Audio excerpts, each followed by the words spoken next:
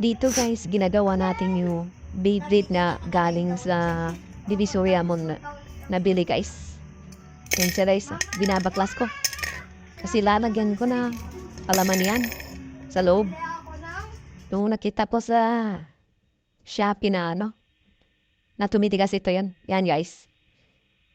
Yan, tumigas na siya guys. Parang bakal yan guys, ang bigat. Yan, natapos na yan guys.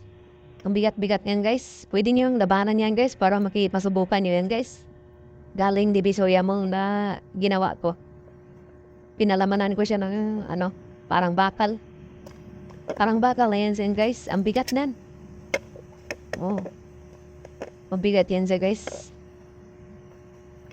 Usang tumigas kasi. Guys, yung naray ko palaman lang siya guys. Ayun Magandang manglaban yan guys. Dahil sobrang bigat yan. Kayang-kaya yung mga Beyblade na yan. Mga Beyblade na mabibigat. Kayang-kayang labanan yan, guys. Ayan siya, guys. Lagyan na natin ng, ulo. Ang nakaganda niyan, guys, pwede natin yung kombinasyonan.